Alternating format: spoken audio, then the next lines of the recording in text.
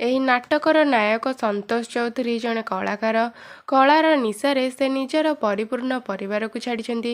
ଘରର ସୁବିଧା ଅସୁବିଧା ଭଲ ମନ୍ଦକୁ ଭୁଲି ଯାଇଛନ୍ତି ଅକ୍ଲେଶରେ। ଅଭିନୟ ଜଗତରେ ନାୟକ ରୂପରେ ନବସମ୍ରାଟ ରୂପରେ ସେ ଦର୍ଶକମାନଙ୍କଠାରୁ ପ୍ରଶଂସା ପାଇଛନ୍ତି। ସନ୍ତୋଷ ଚୌଧୁରୀ ଯେଉଁ ଆଶ୍ରା ବଳରେ ଅଭିନୟ କରୁଥିଲେ, ସେହି ବଳରେ ନାୟିକା ସରସ୍ୱତୀକୁ ଦ୍ୱିତୀୟ ବିବାହ କରିଛନ୍ତି। କୁମାର ପୂର୍ଣ୍ଣିମା ରାତିରେ କେଉଁ ଏକ ଦୁର୍ବଳ ମୁହୂର୍ତ୍ତରେ ସେ ପକାଇଛନ୍ତି ସରସ୍ୱତୀଙ୍କର ସାନ୍ନିଧ୍ୟ। ସରସ୍ୱତୀଙ୍କ ଆଗରେ ସେ କେବେ କହିନାହାନ୍ତି ବିବାହିତ ବୋଲି। ସରସ୍ୱତୀ ମଧ୍ୟ ସେ ବିବାହିତ କି ଅବିବାହିତ ନ ବୁଝି ତାଙ୍କ ପ୍ରତି ଆକର୍ଷିତ ହୋଇଛନ୍ତି, ଯାହାଫଳରେ ସନ୍ତୋଷ ଚୌଧୁରୀ ଦ୍ୱିତୀୟ ବିବାହ କରି ପରିବାର ବୃଦ୍ଧ ପିତା ପତ୍ନୀ ଶ୍ରଦ୍ଧା ଓ 2 ପୁଅଙ୍କୁ ଭୁଲିଛନ୍ତି। ସନ୍ତୋଷ ଅଭିନୟ କରୁଥିବା ଯାତ୍ରାପାର୍ଟିର ମ୍ୟାନେଜର ପଣ୍ଡାବାବୁ ଜଣେ ବାସ୍ତବବାଦୀ ମଣିଷ। ତାଙ୍କ ନିକଟରେ ଭାବପ୍ରବଣତାର ସ୍ଥାନ ହିଁ ନଥାଏ। ଯାତ୍ରାପାର୍ଟିର ସ୍ୱାର୍ଥ ହିଁ ତାଙ୍କ ଦୃଷ୍ଟିରେ ବଡ଼। କୌଣସି କଳାକାର ଯଦି ବୟସ୍କ ବା ରୁଗ୍ଣ ହୋଇଯାଏ, ତାକୁ ସେ ବାହାର କରିଦିଅନ୍ତି। ସନ୍ତୋଷ ବାବୁଙ୍କର ବୟସ ବୃଦ୍ଧି ହେତୁ ତାଙ୍କୁ ଚରିତ୍ର ଅଭିନୟରେ ସନ୍ତୁଷ୍ଟ ହେବାକୁ ପଡ଼େ। ପ୍ରଥମେ ସେ ନାୟକ, ତାପରେ ପିତା, ଶେଷରେ ଚାକର ଭୂମିକା ଓ ପରେ ତାଙ୍କୁ ଯାତ୍ରାପାର୍ଟିରୁ ବିଦାୟ ନେବାକୁ ପଡ଼ିଛି। ସେହିପରି ଅନ୍ୟ ଜଣେ କଳାକାର ପଦୁ, ସେ ମଧ୍ୟ ମ୍ୟାନେଜର ପଣ୍ଡାବାବୁଙ୍କର ରୋଷର ଶିକାର ହୋଇଛି। ପଦୁ ଯାତ୍ରାପାର୍ଟିରେ ବାହାରି ଆସି ସନ୍ତୋଷ ବାବୁଙ୍କ ସହଯୋଗରେ ଚା' ଦୋକାନଟିଏ କରି ଜୀବନ ଅତିବାହିତ କରୁଛି। ଯାତ୍ରା ଦଳର ଅଭିନେତାମାନେ ପଦୁ ଦୋକାନରେ ଚା' ପିଅନ୍ତି। ନିଜର ସୁଖ ଦୁଃଖ ବାଣ୍ଟନ୍ତି। ଏହା ଦେଖି ପଣ୍ଡାବାବୁ ଅସହ୍ୟ ମନେ କରନ୍ତି। ଯାତ୍ରାପାର୍ଟି ଆଖଡ଼ା ଘର, ଏଠୁ ଉଠେଇ ନେଇଯିବି ବୋଲି ସେ ଧମକ ଦେଇଛନ୍ତି। ତାଙ୍କ ଚିନ୍ତାଧାରାରେ ତାଙ୍କ ଯାତ୍ରାପାର୍ଟିର ଆର୍ଟିଷ୍ଟଗୁଡ଼ାଙ୍କୁ ଚାହା ପିଇବାକୁ ପଦୁ ସେଠାରେ ତାଙ୍କ ବିରୁଦ୍ଧରେ ଷଡ଼ଯନ୍ତ୍ର କରୁଛି। ତେଣୁ ସେ ଧମକ ଦେଇଛନ୍ତି ଯେ ମିଟିଂ ଡାକି ସେଠାରୁ ସମସ୍ତଙ୍କର ଯିବା ଆସିବା ବନ୍ଦ କରିଦେବେ। ପଦୁ ଉତ୍ତ୍ୟକ୍ତ ହୋଇ ମାର୍ତୁଲ ଆଣି ସେଥିରେ ମ୍ୟାନେଜରଙ୍କର ମୁଣ୍ଡ ଫଟେଇ ଦେବାକୁ ବାହାରିଥିବା ବେଳେ ସନ୍ତୋଷ ଆସି ବାଧା ଦେଇଛନ୍ତି। ଆଇନକୁ ହାତମୁଠାକୁ ନ ନେବା ପାଇଁ ସେ ପଦୁକୁ କହିଛନ୍ତି। ସେ ମରିଗଲେ ବି ପାର୍ଟି ଚଳେଇବ କିଏ? ତାପରେ ପୋଲିସ ମଧ୍ୟ ପଦୁକୁ ଛାଡ଼ିବନି।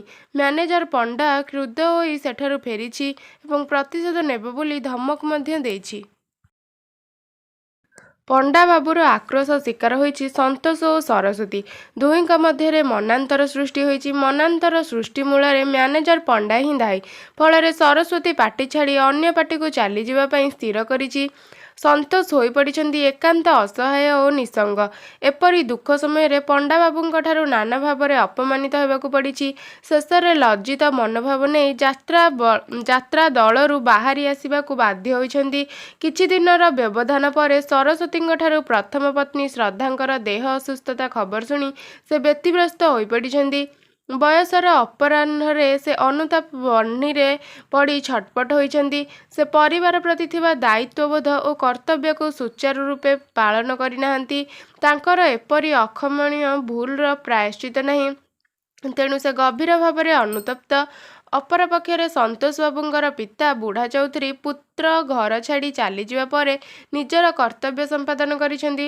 ସନ୍ତୋଷ ଘର ଛାଡ଼ି ଚାଲିଯାଇ ଯାତ୍ରାପାର୍ଟିର ଅନ୍ୟ ଏକ ଝିଅକୁ ବିବାହ କରିବା ଖବର ପାଇ ସନ୍ତୋଷଙ୍କର ପତ୍ନୀ ଶ୍ରଦ୍ଧା ଗଭୀର ଭାବରେ ମାନସିକ ଆଘାତ ପାଇଛି, ଯାହାଫଳରେ ସେ ଭାରସାମ୍ୟ ରକ୍ଷା କରିପାରି ନାହିଁ। ତେଣୁ ଶ୍ରଦ୍ଧାର ଭାଇ ଅନୁରାଗ ତାଙ୍କୁ ନିଜ ଘରକୁ ନେଇଯାଇଛି। ତାଙ୍କର ଧାରଣା ଥିଲା ଯେ ବାପା ମାଙ୍କ ପାଖରେ ରହିଲେ ଶ୍ରଦ୍ଧାର ଅବସ୍ଥାରେ ସୁଧାର ଆସିବ। ଶାଶୁଘରେ ବି ତାଙ୍କର କିଏ ସେବା ଶୁଶ୍ରୂଷା ଓ ଚିକିତ୍ସା କରିବ। ମାତ୍ର ଶ୍ରଦ୍ଧାର ଅବସ୍ଥାରେ କୌଣସି ପରିବର୍ତ୍ତନ ଆସିଲାନି, ବରଂ ସେ ଧୀରେ ଧୀରେ ଅବନତି ଆଡ଼କୁ ଗତି କଲା। ଘରର ଜିନିଷପତ୍ର ଫିଙ୍ଗା ଫୋପଡ଼ା କଲା, ପିଲାଙ୍କୁ ମାରଧର କଲା, ଯାହାଫଳରେ ନିଜ ଘରେ ଶ୍ରଦ୍ଧାର ହାତଗୋଡ଼ ଝିଞ୍ଜିରରେ ବାନ୍ଧି ରଖିବାକୁ ପଡ଼ିଲା। ଏ ଖବର ଦିନେ ଖବରକାଗଜରେ ବାହାରିଲା। ପୋଲିସ ଘର ଭିତରକୁ ଶ୍ରଦ୍ଧାକୁ ବାହାର କଲା ସତ, ହେଲେ ସମ୍ଭାଳିବା ତା ପକ୍ଷେ କାଠିକର ପାଠ ହୋଇଗଲା। ବାଧ୍ୟ ହୋଇ ତାକୁ ମେଣ୍ଟାଲ ହସ୍ପିଟାଲରେ ଭର୍ତ୍ତି କରାଗଲା। ବର୍ତ୍ତମାନ ସେ ମୃତ୍ୟୁ ସହ ସଂଗ୍ରାମ କରୁଛି। ବୁଢ଼ା ଚୌଧୁରୀ 2 ନାତିଙ୍କର ଲାଳନ ପାଳନର ଦାୟିତ୍ୱ ନେଇଛନ୍ତି। ଗୋଟିଏ ପଟରେ ଏକମାତ୍ର ପୁତ୍ର ବିଚ୍ଛେଦର ଯନ୍ତ୍ରଣା ଓ ଅନ୍ୟ ଗୋଟିଏ ପଟରେ ବୋହୂ ଶ୍ରଦ୍ଧା ମାନସିକ ରୋଗୀ ପାଲଟି ସେଣ୍ଟ୍ରାଲ ହସ୍ପିଟାଲରେ ମୃତ୍ୟୁ ସହିତ ସଂଗ୍ରାମ କରୁଥିବାର ଯନ୍ତ୍ରଣା ତାଙ୍କ ପକ୍ଷରେ ଅସହ୍ୟବୋଧ ହୋଇଉଠିଛି। ବଡ଼ ନାତି ପ୍ରକାଶ ନିଜ ପସନ୍ଦର ମୁସଲିମ ଝିଅ ବେବିନାଜକୁ ବିବାହ କରି ଘରକୁ ଆସିନାହିଁ, କାରଣ ବୁଢ଼ା ଚୌଧୁରୀ କ୍ଷୋଭ ପ୍ରକାଶ କରିଛନ୍ତି ଓ ବେବିନାଜକୁ କୁଳବଧୂ ରୂପେ ସ୍ୱୀକାର କରିବାକୁ ଅନିଚ୍ଛା ପ୍ରକାଶ କରିଛନ୍ତି। ତେଣୁ ପ୍ରକାଶ ନିଜ ପତ୍ନୀକୁ ଘରକୁ ଆଣିବାକୁ ସାହସ କରିପାରିନାହିଁ। ପାଠ ପଢ଼ିଲେ ଘରୁ କାଳେ ପ୍ରକାଶ ପରି ଚାଲିଯିବ ବୋଲି ସେ ମଧ୍ୟ ସିଲୁକୁ ପାଠ ପଢ଼ାଇ ନାହାନ୍ତି। ପ୍ରକାଶର ଟ୍ରାନ୍ସଫର ହୋଇଛି ନିଜ ସହରକୁ। ସେ ସିଲୁ ସହିତ ହାତ ମିଶାଇ ବେବିନାଜକୁ ସିଲୁର ପ୍ରେମିକା ଭାବରେ ପରିଚୟ ଦେଇ ଘରେ ସ୍ଥାନ ଦେଇଛି। ସନ୍ତୋଷଙ୍କର ଅନୁପସ୍ଥିତିରେ ସରସ୍ୱତୀ ବୁଢ଼ା ଚୌଧୁରୀ ଘରକୁ ଯାଇ ସେଠାକାର ପରିସ୍ଥିତି ଅନୁଧ୍ୟାନ କରିବା ପରେ ସନ୍ତୋଷକୁ ଘରକୁ ଫେରାଇ ଆଣିବାକୁ ଚେଷ୍ଟା କରିଛନ୍ତି। ଶ୍ରଦ୍ଧାର ଭାଇ ଅନୁରାଗ ମଧ୍ୟ ତାହା ଚାହିଁଛନ୍ତି, କାରଣ ଶ୍ରଦ୍ଧା ବର୍ତ୍ତମାନ ମୃତ୍ୟୁ ସହ ସଂଗ୍ରାମ କରୁଛି। ଏହି ଶେଷ ଅବସ୍ଥାରେ ସନ୍ତୋଷକୁ ଖୋଜିବାକୁ ଯାଇ ପଦୁ ପାଖରୁ ତାଙ୍କର ଖବର ନେଇଛନ୍ତି। ଯାତ୍ରା ପାର୍ଟି ସୁରଟ ଯାଉଥିବାରୁ ସନ୍ତୋଷଙ୍କୁ ତାଙ୍କ ପୁଅ ବୋହୂ ପାଇନାହାନ୍ତି। ଏହି ସମୟରେ ବି ସରସ୍ୱତୀର ପାର୍ଟି 15 ଦିନ ପାଇଁ ବାହାରେ ବୁଲୁଥିଲା। ପଦୁ ଟିକିଲି ତାଙ୍କୁ ଡାକ୍ତରଖାନା ନେଇଯାଇଛନ୍ତି। ଶେଷରେ ପତ୍ନୀ ଶ୍ରଦ୍ଧା ମୃତ୍ୟୁ ସହିତ ସଂଗ୍ରାମ କରୁଥିବାର ଖବର ପାଇ ସନ୍ତୋଷ ଘରକୁ ଫେରିଛନ୍ତି। ହେଲେ ସେତେବେଳେ ତାଙ୍କର ପରିବାର ଆଉ ପରିବାର ହୋଇନଥିଲା। ନାନା ପ୍ରକାରର ବିଶୃଙ୍ଖଳାରେ ଛନ୍ଦି ହୋଇ ପଡ଼ିଥିଲା ତାଙ୍କ ପରିବାର। ସେଠାରେ ସେ ନିଜକୁ ଖାପ ଖୁଆଇ ପାରିଲେ ନାହିଁ। ବହୁ ବେବିର ଯୁକ୍ତିନିଷ୍ଠ ପ୍ରଶ୍ନ ବାଣରେ ସନ୍ତୋଷ ନିଜକୁ ଲଜ୍ଜିତ ମନେ କରିଛନ୍ତି। ବାପାଙ୍କୁ ଏପରି ଅପମାନିତ କରୁଥିବାରୁ ପ୍ରକାଶ ମଧ୍ୟ ବିରକ୍ତ ହୋଇ ବେବି ଉପରେ ହାତ ଉଠାଇଛନ୍ତି। ଶ୍ୱଶୁରଙ୍କୁ ଅପମାନିତ କରିଥିଲେ ସୁଦ୍ଧା ତାଙ୍କର ସ୍ନେହ, ଭଲ ପାଇବା ତଥା ଉଦାର ମନୋଭାବ ହେତୁ ବେବିକୁ ଘର ଛାଡ଼ିବାକୁ ପଡ଼ିନାହିଁ। ସେ ବେବିକୁ କ୍ଷମା କରି ଦେଇଛନ୍ତି। ବେବି ଜଣେ ସ୍ୱାଧୀନଚେତା ଝିଅ। ଚାକିରି କରୁଥିବାରୁ ସେ ସାମାନ୍ୟ ମାତ୍ରକେ ଅହଙ୍କାରୀ ବି। ଅର୍ଥ ପାଇଁ ତାର ପ୍ରଚଣ୍ଡ ଲୋଭ। ନିଜକୁ ବୋହୂ ଭାବରେ ସାବ୍ୟସ୍ତ କରିବାକୁ ଯାଇ ସେ ଯତୀନ ସହିତ ହାତ ମିଶାଇଛନ୍ତି। ଘରକୁ ଭାଙ୍ଗି ଷ୍ଟୁଡ଼ିଓ କରିବାକୁ ଚାହିଁଛି। ପ୍ରକାଶ, ସିଲୁ ସେଥିରେ ରାଜି ହୋଇନାହାନ୍ତି।